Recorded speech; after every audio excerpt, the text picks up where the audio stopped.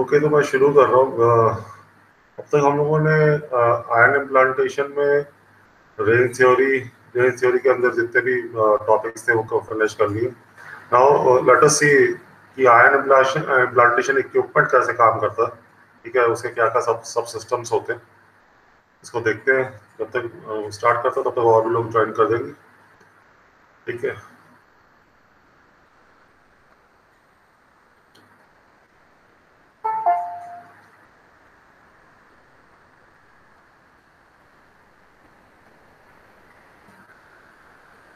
मेरी slide visible है? Hello, my slide is visible? Yes, sir. Okay, तो this is यहाँ पर मैं आयन इम्प्लांटर डिस्कस कर रहा हूँ कि आयन इम्प्लांटर में कौन कौन से सब सिस्टम होते हैं, कैसे वो वर्क करते हैं। ठीक है, an ion implant tool consist of the following 5 major subsystem. First one is ion source, then extraction electrode and ion analyser, acceleration column, scanning system, process chamber. ठीक है, एक एक करके इस सबको देखते हैं। इसका एक मोस्ट कॉमन जो डायग्राम है आयन प्लांटर का, वो मैंने फिगर में दिखा रखा है। इसमें आपको देखने को मिल रहा होगा कि there is a gas source, नीचे गैस सोर्स है जिसको आप ion source with power supply दे रखी है। ठीक है, आयन सोर्स, उसके बाद वहां से सोर्स डिफ्यूजन पंप है। ठीक है, then there is a analyser magnet, इसका क्या फंक्शन अभी हम डिटेल में पढ़ेंगे। Then there is a acceleration tube, उससे पहले रिजॉल्विंग अपर्चर है। फिर स्कैनिंग करने के लिए वाइस स्कैन प्लेट है, एक्स स्कैन प्लेट है। ठीक है, जो कि बीम को डिफ्लेक्ट करती है। इसको भी डिटेल में पढ़ेंगे कैसे इलेक्ट्रोस्टैटिक स्कैनिंग होती है। ठीक है, तो this is a most common ion implanter, उसका स्ट्रक्चर है।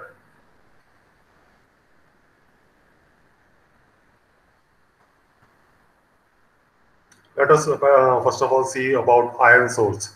The species to be implanted must be present in the beam as a charged particle or ion. जो भी स्पीसीज आपको इम्प्लांट करना है वो चार्ज पार्टिकल या आयन फॉर्म में होना चाहिए। Because of their electrical charge ion can be control and accelerated with magnetic and electric field. Electric charges और आयन के उसके अंदर इलेक्ट्रिक चार्जेस होने की वजह से उसको हम लोग एक्सीलरेट कर सकते हैं, कंट्रोल कर सकते हैं using magnetic and electric field. Ions for implantation are generated in ion source. तो ये आयन सोर्स जो आपको आयन जो इम्प्लांट करना है वो आयन सोर्स के अंदर जनरेट हो रहा होता है। A positive ion is formed from the dopant gas source or by a vaporizing a solid. Positive ion normally dopant gas source है या फिर सॉलिड को वेपराइज करने से जनरेट कर सकते हैं। Typically B plus, P plus, boron plus and phosphorus, arsenic and Sb plus are produced by the ionization of the molecule.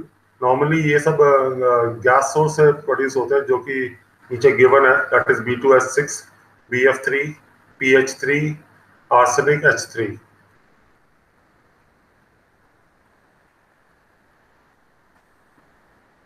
Okay, now the gas is packaged. ये जो गैस है ये स्मॉल सिलेंडर्स में package होती है। Near about ये cylinder 0.4 to 2.2 litres in size होते हैं and dilute with hydrogen to reduce the risk associated in adverse gas release। इसको हाइड्रोजन से डाइल्यूट किया जाता है जिससे कि कोई एडवर्ट गैस रिलीज हो तो उसका रिस्क कंट्रोल करने के लिए। Another method is supplying the feed material is by heating and vaporising of solid material. आप दूसरा तरीका ये है कि आप सॉलिड मटेरियल को हीट करके वेपराइज करके भी आयन सोर्स डेवलप कर सकते हैं, which is use sometime to obtain. Normally ये आर्सेनिक और फास्फोरस के केस में उनके पिलेट्स मिल जाते हैं तो उसके केस में ये कर सकते हैं। The solid material is vaporised at about 900 degree centigrade, 900 degree centigrade पे वेपराइज करते हैं and the volatile dopant atoms are transported to the ion source chamber. और इससे जो वोलेटाइल डोपेंट एटम होते हैं वो सोर्स चैम्बर में ट्रांसपोर्ट करते हैं। इसका बस एक मेजर डिसएडवांटेज ये है कि इसका लॉन्ग सेटअप टाइम है, नियर अबाउट 40 to 180 मिनट्स लगते हैं इसको सेटअप होने में। तो मोस्ट ऑफ द टाइम इसमें ये हीटअप होने में और वेपराइजर को स्टेबलाइज होने में टाइम लग जाता है। फिर भी most of the IC manufacturer prefer solid source because they are easier to deal with them for from an environmental and safety stand point, क्योंकि इसमें गैस और हाइड्रोजन गैस रिलीज का वो रिस्क नहीं रहता है। तो ये comparatively environmental point of view से, सेफ्टी पॉइंट ऑफ व्यू से ये ज़्यादा बेटर है। ठीक है। हाँ, एक डिसएडवांटेज है कि it take a long setup time. Okay, now the second subsystem is extraction and ion analyzer. Okay, तो normal traditional implanter extraction system होता है, collects all the positive ion created inside the ion source and forms it into the ion beam. तो जो extraction जहाँ पर आपका ion source होता है, उसका जो कंटेनर होता है उसी को मैं अगर उसमें पॉजिटिव आयन है तो मैं उस कंटेनर को ही पॉजिटिवली चार्ज कर देता हूँ। ठीक है, लेट अस सी कैसे होता है। Ion are extracted through a slit in the source. They are expelled by the positive bias on the chamber. ठीक है, पॉजिटिव बायस जो चैम्बर पे होता है उसकी वजह से जो अंदर के पॉजिटिव आयन होते हैं वो एक्सपेल होने शुरू हो जाते हैं and they form a beam and attracted to the negative bias cathode of the extraction assembly as shown in figure. अभी फिगर से इसको क्लियर करते हैं। Sorry, this is the figure. आप देख रहे हैं जो ये आयन सोर्स है वो एक कंटेनर जो है उसको मैंने पॉजिटिवली बायस कर रखा है। तो अंदर पॉजिटिव आयन है तो व्हाट नेचुरल पॉजिटिव पॉजिटिव को रिपेल करेगा and they form finally an ion beam and there is a extraction assembly जो कि नेगेटिवली चार्ज है, जो उसको उस आयन बीम को खींच रही है। ठीक है, it is attracting and finally it is forming a concentrated ion beam. इसके बाद एक इस लाइन में बता रहा है कि positive ion are attracted by the negative electric field, higher the electric field more is the kinetic. आप नेगेटिव इलेक्ट्रिक फील्ड जितनी हायर रखेंगे, ठीक है, उतनी ज्यादा काइनेटिक एनर्जी पॉजिटिव आयंस में आएंगी एंड वो वेफर में फाइनली बहुत डीपर पेनिट्रेट करेगी। ठीक है, उसके बाद नेगेटिव बायस सप्रेशन इलेक्ट्रोड उसमें और लगा देते हैं।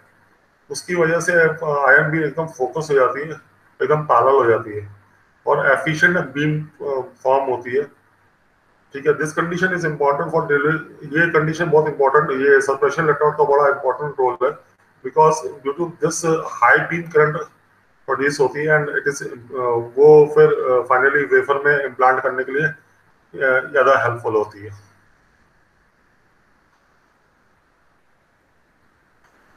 Okay, after this there is a एक से यहाँ तक जितना मैंने एक्सप्लेन किया वो क्लियर होगा। Yes sir. ओके, देन इसके बाद एक और एक सब सिस्टम जो कि ऊपर एक्सप्लेन नहीं किया but it is a part of extraction system, that is known as mass analyser magnet. The ion extracted from the source contain many different ion species. जो आपका सोर्स होता है उसमें बहुत सारे आयन स्पीसीज रिलीज हो रहे होते हैं। ठीक है, जो मेन चाहिए वो तो उसके अलावा भी बहुत सारे प्रोड्यूस हो रहे होते हैं and travel at relatively high speed due to the acceleration provided by the extraction voltage. The species in the ion beam have different atomic mass unit, और वो जो डिफरेंट स्पीसीज जो होते हैं उनके different different atomic mass unit होते हैं। In ion इम्प्लांटर एक, जैसे कि ऊपर जो हेडिंग है, एक मैग्नेटिक आयन एनालाइजर रखा जाता है। ठीक है, जो डिजायर डोपेंट आयन को सेपरेट करता है main body of the ion species. ये नॉर्मली 90 डिग्री एंगल का एक एनालाइजर मैग्नेट होता है। The magnetic field of the analyser magnet causes the ion species to deflect into an arc. उसकी वजह से क्या होता है कि आपकी जो आयन बीम आ रही होती है वो एक आर्क के फॉर्म में आ जाती है। मैं इसको अभी फिगर से शो कर रहा हूँ। ठीक है, दिस इज द फिगर दिख रहा होगा आपको। तो ये आपका ब्लू कलर में जो दिखा रहा है that is the magnetic analyser. ठीक है, तो ये बेसिकली आपका जो आयन बीम है इसको आर्क के फॉर्म में इसको जनरेट कर रहा है। ठीक है, दिस इज कुछ इस तरह की असेंबली होती है। तो यहाँ पर देखने को मिलता है कि spectrum of ions are formed based on their unit. ठीक है, according to the M different जो आयंस के स्पीसीज हैं उसके जो स्पेक्ट्रम है, एक स्पेक्ट्रम फॉर्म हो जाती है। For a given field strength ion with a heavy mass are not able to bend at appropriate angle. ठीक है, जो हैवी मास के वो ज्यादा बेंड नहीं कर पाते हैं। ठीक है, वाइल जो लाइटर है वो ज्यादा बेंड करते हैं। ठीक है, और जो doped ion species bend just enough at the appropriate field. अगर आप परफेक्ट फील्ड सेट करें according to the doped ion, तो वो एकदम सेंटर पोजीशन लेके फाइनली आपका वेफर के ऊपर इम्प्लांट होते हैं। तो this is the role of the analyser magnet, कि वो करता क्या है कि जो आपका आयन बीम है उसका स्पेक्ट्रम फॉर्म करता है। हैवियर जो जो जो unrequired heavier and lighter ion species हैं जो उस बीम में, उसको वो कहते हैं सेपरेट कर देते हैं। एंड जो मेन आपका डोपेंट आयन बीम है वो कॉन्सेंट्रेट होकर करके फाइनली वेफर पे इम्प्लांट करता है। तो this is the function of a mass analyser magnet. जैसे कि ये फिगर में शो हो रहा है, मेरे ख्याल से ये क्लियर है। मास एनालाइजर मैग्नेट का फंक्शन क्लियर हो गया?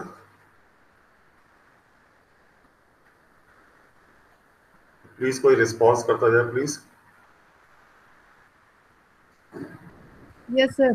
Okay, thank you. देन इसके बाद जो मैंने जैसे एक्सप्लेन किया कि नेक्स्ट पार्ट आ जाता है, that is called the acceleration column.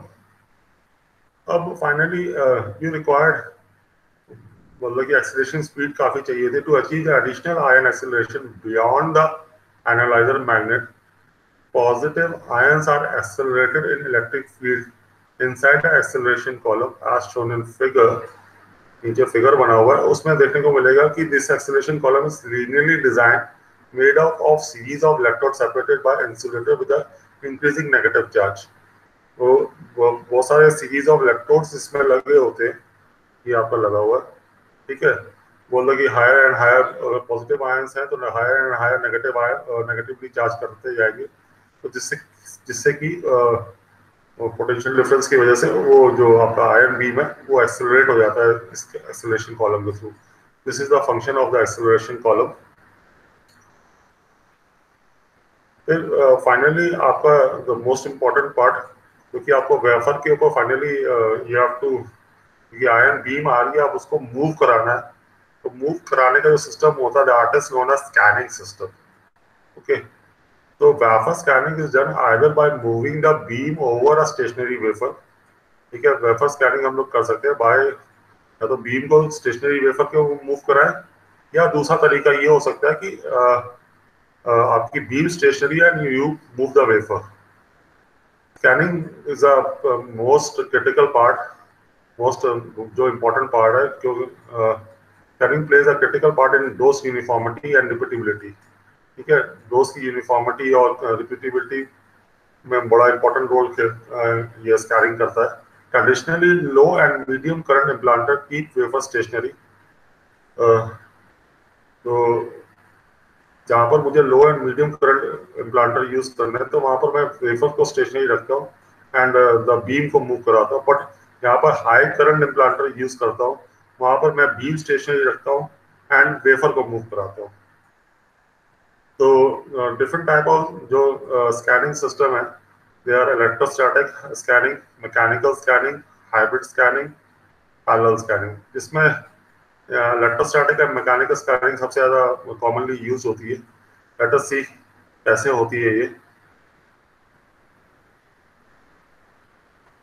And in the electrostatic scanning deflect the ion beam across the stationary wafer by applying specific control voltage to set a XY electrode as shown in figure।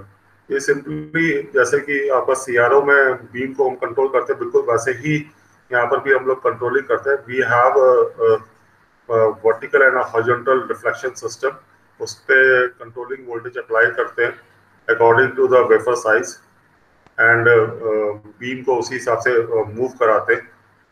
ठीक है, नीचे आपको figure में दिखा रखा है, there is a one a y-axis diffraction system, and there is a high frequency x-axis diffraction system. And finally, we are the beam is being moving up and down and to and fro.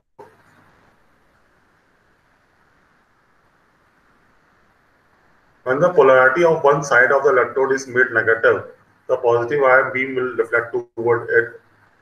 ठीक है, जैसे आप मतलब कि negative polarity पे जो electrode में negative polarity दे रहे हैं उसकी वोल्टेज जैसे वेरी कर रहा है उसी हिसाब से आपकी पॉजिटिव आयन भी मूव कर रही है. By properly positioning the two set of electrode and constantly varying the voltage, the beam is one second, पानी पी लीजिए.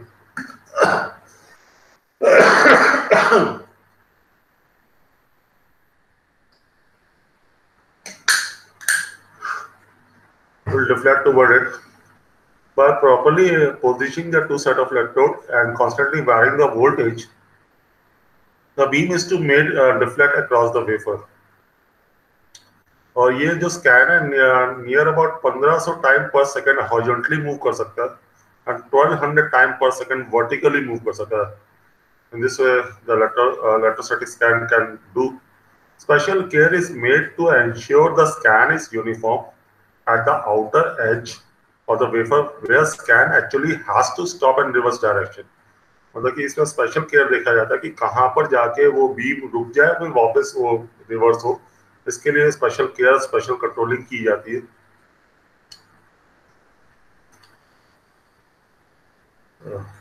सॉरी.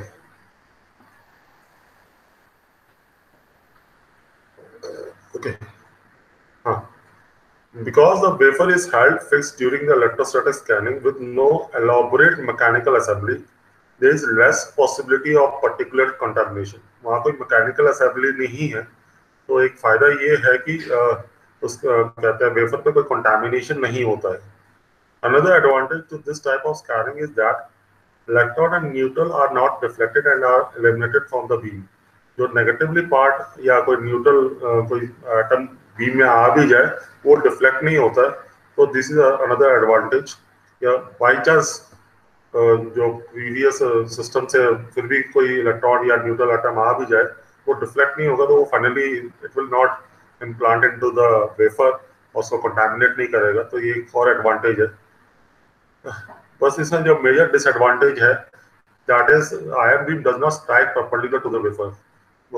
जो आयन बीम है वो एकदम परपेंडिकुलर वेफर पे नहीं आती है which leads to undesirable shadowing from the mass material that block implantation of the ion beam. तो ये देखने को मिला है कि सीधी बीम ना आने की वजह से उसमें शेडोइंग देखने को मिलती है कुछ इस तरह से फिगर जैसे कि जो रेजिस्ट मटेरियल है अगर आप पर्टिकुलर वर्टिकल स्कैनिंग कर रहे हैं तो ऐसे ये नॉर्मली मैकेनिकल स्कैनिंग में ये हो जाता है परंतु इलेक्ट्रोस्टैटिक स्कैनिंग में बीम परपेंडिकुलर ना पड़ के थोड़ी एंगल से पड़ती है जिसकी वजह से शैडोइंग होती है. तो ये एक डिसएडवांटेज है कि आपका परफेक्ट फीचर डिजाइन नहीं हो पा सकता. मतलब परफेक्ट जहां पर आयन बीम पड़नी चाहिए वहां नहीं पड़ती है. तो this was the advantage and disadvantage of the electrostatic scanning. मेरे ख्याल से ये सबको क्लियर हो गया होगा. Yes, sir. Okay. And second type of scanning, that is mechanical scanning. With mechanical scanning, the ion beam is fixed and the wafer are mechanically moved through the beam. Mechanical scanning में देखने को मिलता है कि ion beam fix होती है wafer को हम मैकेनिकली मूव कराते हैं. ये नॉर्मली मेथड जैसे कि मैंने इनिशियली प्रीवियस स्लाइड में बताया कि when there is a high current implanter उस केस में मैकेनिकल स्कैनिंग यूज करते हैं. ठीक है, क्योंकि इलेक्ट्रोस्टैटिक स्कैनिंग में you can't move a high current and energies. आप उसको मूव नहीं करा सकते. that can affect the wafers. Therefore, in this case, the beam is being stable and the wafer is moving. Mechanical scanning is done by rotating multiple wafer fixed on a outer circumference of a large wheel. एक large wheel assembly होती है जिसमें बहुत सारे wafers assemble किए जाते हैं, which is moving simultaneously up and down while the rotating at a 1000 to 1500 RPM. 1000 से 1500 RPM की स्पीड से ये मूव कराया जाता है ऊपर और नीचे. इसका फिगर कुछ इस तरह से है देखने को मिलता है. हाँ, दिस इज द फिगर. कुछ इस तरह से अरेंजमेंट होता है. ठीक है, तो इसमें बहुत सारे वेफर्स आप देखने को मिल रहे हैं and this is moving up and down and to and fro. तो हम यहाँ पर वेफर्स को मूव करा रहे हैं, बीम को स्टेबल रख रहे हैं। This is the main feature of mechanical scanning. और ये नॉर्मली जैसे कि मैंने बताया कि हाई करंट इम्प्लांटेशन जहाँ पर कर रहे हैं वहाँ के लिए ये यूजफुल है, it's beneficial compare to the electrostatic scanning. And now the final part, that is the process chamber.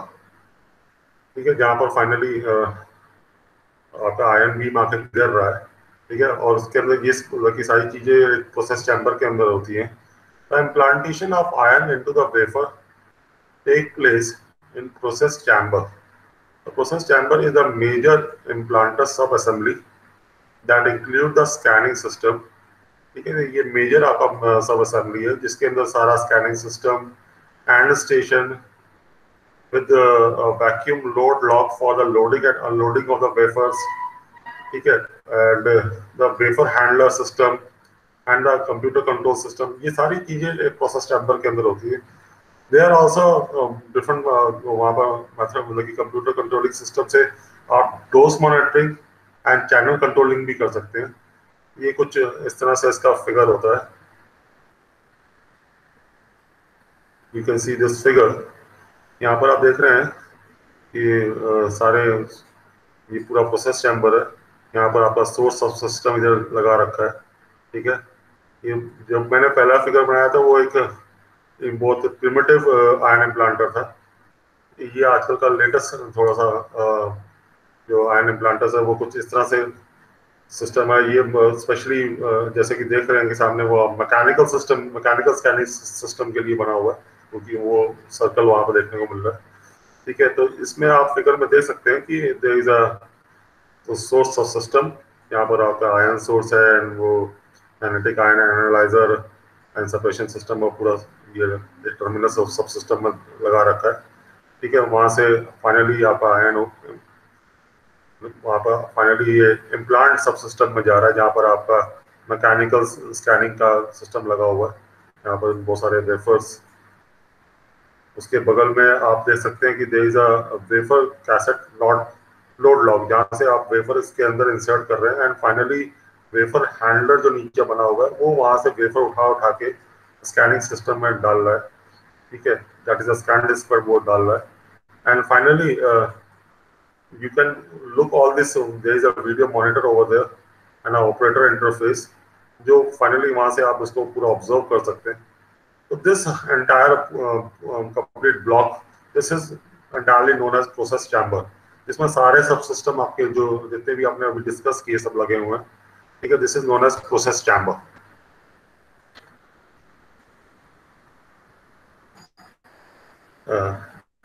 The end station can be large if, जैसे कि देखा है कि वो लार्ज हो सकता है if used for a mechanical scanning। It is pumped down to the vacuum required for implantation with multiple roughing turbo pumps। उसमें बहुत सारे roughing pump, turbo pump, Cairo pumps लगाए होते हैं जिसकी वजह से आप उसके अंदर वैक्यूम क्रिएट करते हो, जहाँ पर जिससे कि वैक्यूम क्रिएट होगा तो आपका आयन इम्प्लांटेशन बहुत अच्छा प्रोसेस आराम लगी उसकी क्या कहते हैं आयन इम्प्लांटेशन बहुत अच्छे से होगा। नॉर्मली ये base pressure near about 10⁻⁻⁶ torr का रखते हैं। ठीक है, और ये load secondly load unload system in the end station use a robotic handling to move the wafer between input station and the scanning disc in the target chamber. तो load unload system simply there is a robotic system to move the wafer from the input station to the scanning disk in the target chamber। All the subsystem are assessed by a technician। Normally इसको technician observe करता है through a central computer system। System status and information all obtained through the computer। Normally computers में सारे subsystem के details आ रहे होते हैं। इसमें diagnostic and maintenance informations भी आती रहती है। there may be a some software system जो ये सब चीजें बता रहा होगा कंप्यूटर पे, वहाँ पर टेक्नीशियंस को ऑब्जर्व कर रहा होता है। तो this is how an ion implanter and their subsystem works to finally do the doping, and it is one of the best way best way of doping, because it has all the controlling system. You can decide the depth of the doping. You can control the channeling process. You can control the dose parameters. So in this way, the ion implantation process, we see that it is much better than the diffusion system. So these are the two major system of doping. After doping, we come to the final part, that is metallization, which will explain in detail in the next lecture. But metallization का जो process है, फिलहाल ये आपको clear हो गया? इसमें कोई जितनी स्लाइड्स है इसमें कोई डाउट है किसी को? ये वाली स्लाइड मैं आयन इम्प्लांटेशन वाली आपकी गूगल क्लासरूम में डाल दूंगा, ठीक है? वीडियो का लिंक तो मैं उसमें डाल ही रहा हूँ, ठीक है? तो उसको अच्छे से पढ़ लीजिएगा, और कोई डाउट हो तो गूगल क्लासरूम में क्वेश्चन अरेज करें, मैं उसको रिस्पॉन्स कर दूंगा।